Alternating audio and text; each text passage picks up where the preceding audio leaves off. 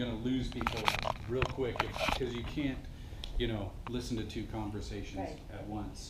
So I guess to mitigate that, you could just kind of coordinate with the hosts of how they interact and maybe give cues or something so that you're having one conversation in this and then, you know, break it over to the other conversation. Because then at that point you can have everything hot, all the mics hot, and then whatever is happening at that time is what you're getting. It's just a matter of getting practiced hosts who are used to it, right?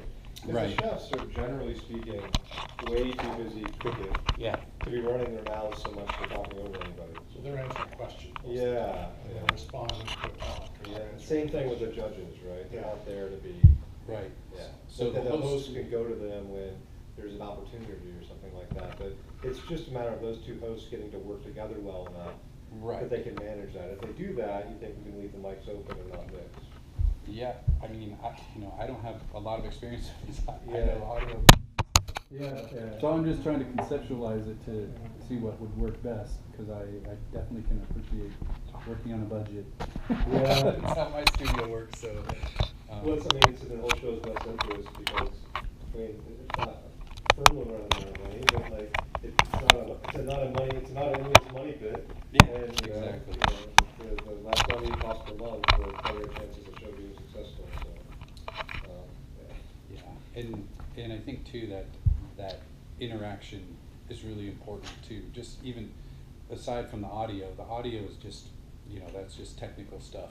It's more, you know, the dynamics of how the show works and, you know, who you're paying attention to, and then you don't want to bias it, you know, have one host talking more than the other host to bias it one way or the other. You want to make sure that they get even play and, you know, bantering off each other. And then you're probably going to have host to host interaction, I would imagine. If the show's gonna be any good, they definitely need to vibe off each other. Play off each other, yeah, for Yeah. sure.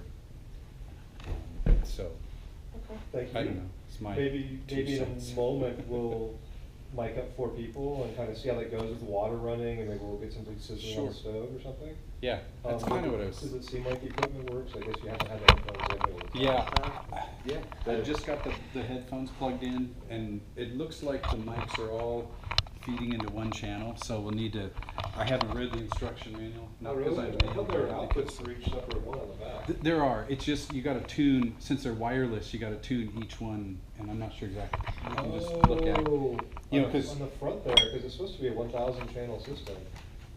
Are those not like the Oh, channels that each one are on? Yeah, it's just a matter of figuring out the settings, you know, because Oh, right. like right now, both of these mics are coming through channel 4 for some Oh. reason, and I'm sure it's just getting them synced. Like this one goes to number 1, this one goes to number 2, and you'll probably need to have,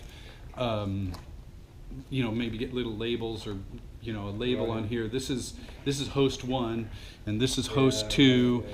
and then I don't know what, and then you got the other 2. I'm not sure if you want to mic the judges with the lavalier, or you're going to have a table I mic. was thinking it would be I thought those would be the chefs and the hosts actually, but I'm starting chefs. to think that those are omnis and maybe we should not have omnis but we need to test. and see As a what's on. lavalier you're talking about? Yeah, because They'll be fine. There's unidirectionals. Yeah, but there's, when you're this close, it doesn't make that much difference. Well, I was just worried about the background noise and like when you're the sink running water and so. Well, a little bit. Yeah, but Let's just test it. We test Yeah, it. test it out, but it's, If they can work, that's great. I've got both in there somewhere, but we can test them out that way, but it honestly, because the mic is aimed up here anyway, it doesn't make that much of a noticeable difference. If you were outdoors and you were worried about car noise or something like that, it might, but. George, you have any thoughts or input? Not for this group, no. Good. Do you think it's fun, worth doing? It was fun. I really enjoyed it. Would you watch? Would I watch for 60 minutes plus Yeah. without skin in the game? Well, skin in the game meaning like a cash prize? Yeah. Maybe, maybe not. I don't know. But if it was entertaining and I got behind the hosts and things like that, yeah, Do you normally watch shows like Chopped and stuff, or cooking shows on TV? No, you don't. not for an extended period. Yeah. Okay. Yeah. So the music you're planning on using, do you have the rights for it? Yeah. Okay. Errol good comes question. from the entertainment industry and he knows a big time producer who owns some other, not producer, what do you call it, a composer? No, he's I'd call him a producer. He's actually produced like Beastie Boys and that, and multi-Grammy super music guy. So He's got some stuff that he's has my never been college used, that he roommate. owns all the rights to, and Just all that stuff. lucky, Oh, okay. lucky connection. Yeah, he said, and he's done like a lot of music for commercials for like Microsoft and stuff. So he has just pieces that he's done that he'll let us use. So I don't know what it sounds like, and that's a big question right now. Is He's gonna send us the clips and make sure that something works. yeah. So hopefully that's what we have, but if not, then Yeah, I'll put it this way, I'll be very, very predisposed to like the music. yeah. You know, I started thinking about like That sounds good. the sets and stuff, and like I was thinking, you know, based on what David said, you know, a '90s retro-y kind of game show vibe to the sets, and then I was thinking, well, you know, the '70s game show sets were kind of cool too. So like Yeah. somewhere, you know, in between that. We gotta talk about set. Yeah. I mean, honestly, it's like, I know that stuff can get expensive with all the fancy lights and stuff. I mean, I know there's lighting for cameras, but like, to me, 80s game shows like Crush Your Luck with like crazy lights going off all over the place. And Black. We don't, that's like $1 million set to do that stuff these days. Black paint. Well, I like the idea. I'd love to pull it. I know it's very easy to focus on just a cooking show. I'd really like to integrate the tribal thing crossing the shows as much as possible. So I would But definitely like when you it say if when you some say element- tribal, like, do you mean know, like? I don't mean Native American. I mean Okay. tribe. You know, People so might have if issues people with are, that. if the Yeah, tribes are I going to thought vote that on too. their color and their motto and their logo and stuff like that, if we could have background behind each chef that represents kind of the elements of that tribe. So you could even start. I could even argue that the background behind the chef should start as a blank wall, Mhm. and then in the weekly shows, the hosts work with their audience tribe members to like design and build out and add to it, so people feel like they've controlled that element of the show. Right. And you could even work those background panels into most, if not all, of the shows, so that they're all split into two sides. The host is always in front of kind of their tribal wall, so to speak. I don't know if that makes sense or not, but I like, even if that's not the entire set, I'd really like to include that element somewhere in the set. You can include a wall of fame for like the people who performed the best for the team recently or something like that. I don't know. The chef that did a perfect 90s score or something like that, or a perfect 120 score or whatever it would be. Yeah. But we should talk more. I don't know. It's, in the end, that's- Your knife up on a plaque, which. I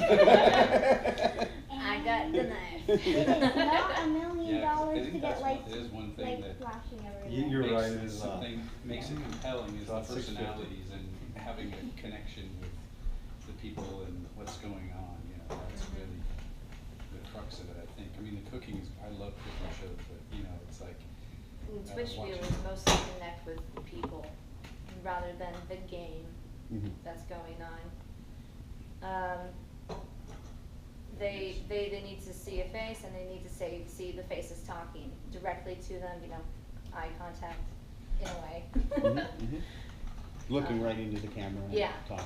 Yeah. Which we can, that's one thing, we're bringing in different chefs every week, we can expect the host to do that, but the chefs, so Yeah.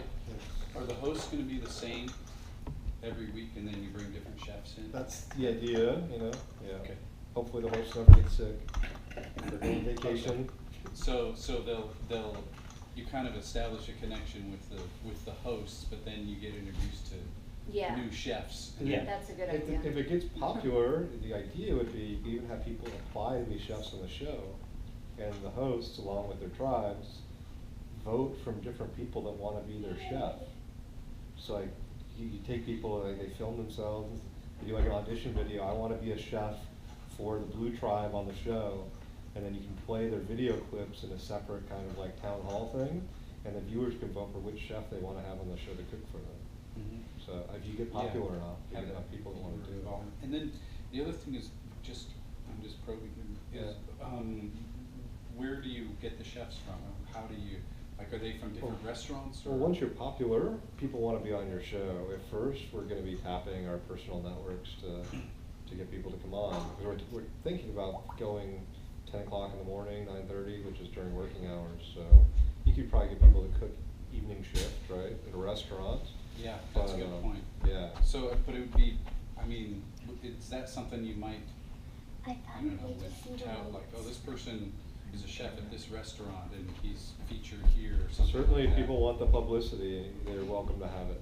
Yeah, no, I'm just, Yeah. just kinda wondering how that. That's the way they do it on Top Chef and Shops, is it's a big promotional thing, and people are very happy to come on, and I don't think they really get paid a meaningful amount, you know, they just come to promote whatever, themselves, honestly, in a lot of ways.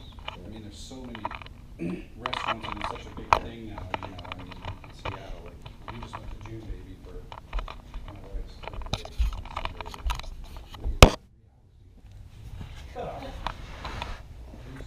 Yeah, yeah, seriously. Well, he's from June Baby, he's like, it was voted like the best new restaurant in the whole United States. So, it's one of the places where it's like really, really trendy right now. We happened to go there right before it exploded. It's on like 65th and we're that area. And just, kind of the place where we wouldn't expect a good restaurant to be. But the guy, you know, he got all this publicity. Now it's on places where it was on the Netflix. There's like a Netflix cooking show. It was featured on there. And so, and then, you know, we Ugly Delicious. what's that? Ugly Delicious. That's the show on Netflix. Yeah, David Chang's show. Oh, okay. Yeah, about fried chicken, yeah. Yeah, so, once he was on there, it's like now there's like big lines, you wait 2 hours just to get a table in that restaurant because it's, you know what I mean? Yeah. It's, I mean, it's, Goodbye. yeah. Goodbye, girls. Yeah, and it's got a lot of visibility, you know. I mean, that's just one example. I mean, there's a ton of restaurants I don't know, maybe it's just like a local,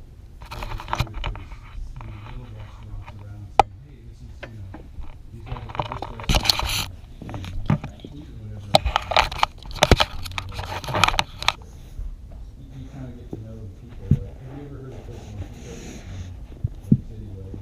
The guy, Luan, he's got a really interesting story. He was like, he was a refugee from Ethiopia. He lived in a refugee camp for 4 years.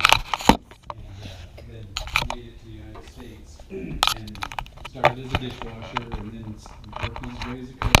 And now he owns mojitos. And it's like killer Cuban food and, you know, he learned how to do all this. So he's got a great backstory. It's like those kind of things kind of are intriguing or interesting for people. So, you know, it's people just, do connect with the backstories. yeah, and something like that. I mean, he was actually in the newspaper. That's how I learned about it. Was an article about him because it's like we've been going to that restaurant for years and we know the guy, but it's like I had no idea that he went through all that, spending 4 years of his life in a you know refugee camp. Yeah, but I mean, it's a great, you know, heartfelt success story that you want to root for this guy. It's like, man, you know. So I don't know. It's just kind of a cool aspect of it, where he's bringing that personal side. Get people engaged, I guess. Good thoughts. Anything else, Jay? Well, I mean, along those lines, I think you could maybe have something where like the host would, because the chefs would be rotating, the host would stay the same. The So idea would like to be the point where we can have 2 hosts per tribe. Right, right. But, you know, when we're running lean at the start. But that could be something where like, if you do have chefs, you know, I think there is that, maybe that aspect or that possibility, maybe the hosts have a chance to talk with the chef for quite an extended time to kind of understand where they're coming from, and maybe the host has a chance to talk about that, like it's an intro, and then this is so-and-so, he has this restaurant, and he has this background. Yep. And so, like. The judges need a pre-film intro, and Mhm. whether that's done live or pre-recorded and edited in is kind of up for question. I'm guessing edited probably Yeah, best, edited right? Because would you be just make best. sure it's short and sweet, Mhm. punchy. Farrell's very strongly arguing, not just for this stuff, but for additional pre-roll segments to run before the show. Where, Mhm. filming yourself, you might read it to a grocery store, Right. you Yeah, all Yeah, sorts yeah, of like that's kind a of, great idea. like evil kind of stuff, yeah. Filler. I think it's fantastic. Time can be found to film and edit that, it's great. Yeah. The cameras, the older version of the cameras used to have internal batteries, the new version are plug-in only. So we have to get a different camera. Oh, that kind of stuff, today's standard is just even non-phone. Yeah, an iPhone. Yeah, I mean, that's what people are seeing on Twitch or YouTube or anywhere. But Like several. We're running a show with nice quality video. Yeah, they have I'm vlogging not- cameras. I'm not putting my video on there. Yeah, well, I'm saying that's how low you can go, and completely acceptable to the audience. Yeah. But like I just picked up a Canon N50 and it was what, $700, and gets fantastic shots. Yeah, we have to get something different like that to facilitate it.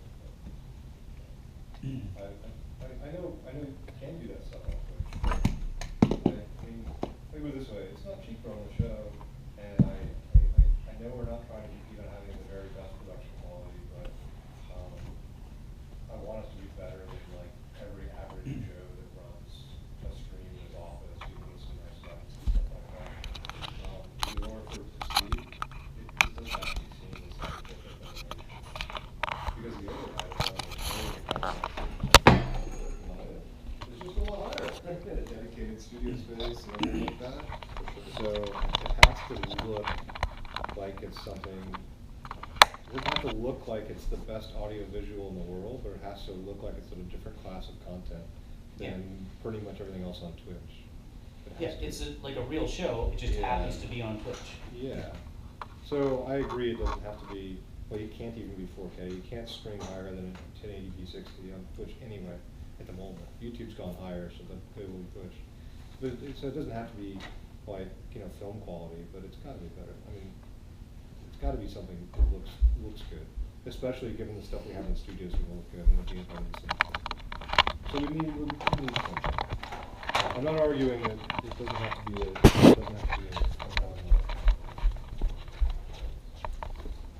I really like it when the judges were vocal.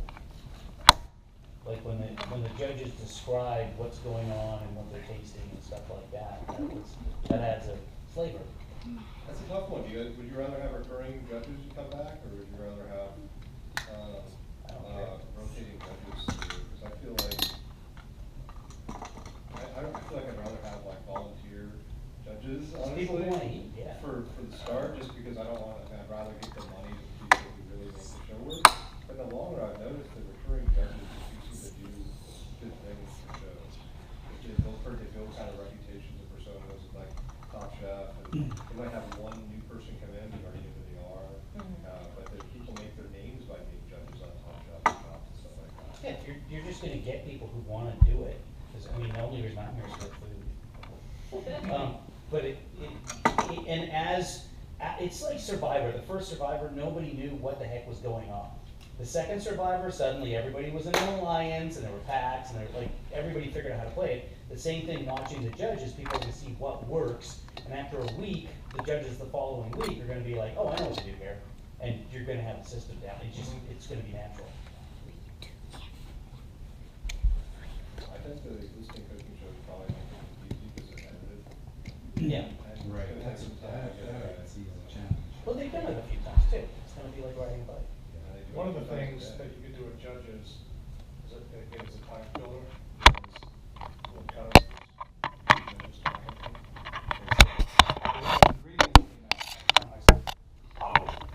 Why do you got some garlic? Oh my goodness, you can do something with it. How that pasta showed up a little late. All I wanted to say is, I hope you didn't that. That's so horrendous, those types of things. In 13 minutes, if you set it on water, you can boil a small pot of water. But that was about 6 Except- minutes. Yeah, he had 6 minutes with the broccoli.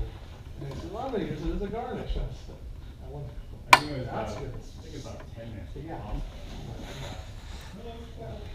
Well, for the ramen, there's like 9 in the end of there, but I thought, I thought if she started the water for the ramen, she could have switched over to the end of there afterwards, but then after I actually handed the card in the end of there, she was realize that, you know, that there could be something going on, but then again, you have to have the director of the off mic and go on, okay, we're gonna use this. Oh, there's something we can use, pop it in, right? Yeah, that can be, I can see that being really challenging to do live, because a lot of that is It's live, yeah. spontaneous. Yeah. It's spontaneous, so how do you, again, you're not editing, so how do you manage that so you're not crashing into each other? Yeah, causing and train this is wreck? why I didn't do a lot of talking impromptu, because there's other stuff going on. So, I think that's the, And, you know, maybe if there's lulls or something where you need, like you were saying, like filler. and that's, there and might that's up be a to lull the, and that's up to waiting the for host, water. right? There's, You know, it's like, oh, let's, what did the judge say? At the beginning, I was just waiting for ingredients pretty much, and figuring out what I was gonna do. I kinda wish I had a pen and paper so I could write it down.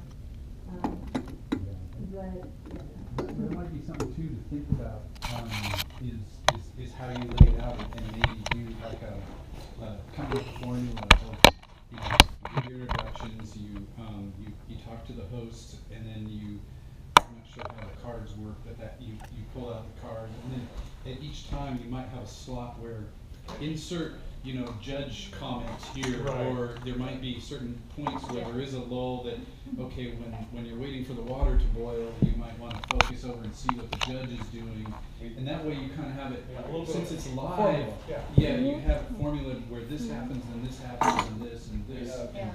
We have 3 hours allocated on Friday from 10 a.m. to 1 p.m. to do our first draft of exactly that. Okay. And that will help the hosts, I think, Right. talk over each other. So. Yeah, You have to leave some room for actual things happening to drive timing of things, right? Like, somebody gets particularly wary of ingredients, you know? Or like, Right. whenever the cooking sherry comes out, the chef's gonna think it's big. Everything in the face, you handled it pretty well. Last time it was not as pleased a face to taste the sugar. The last person that got the cooking sherry was not as pleased to taste it, I don't think. Is that Mark? Yeah. Yeah. So how is that gonna work then with the cameras?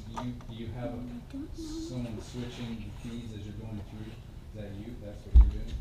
Okay.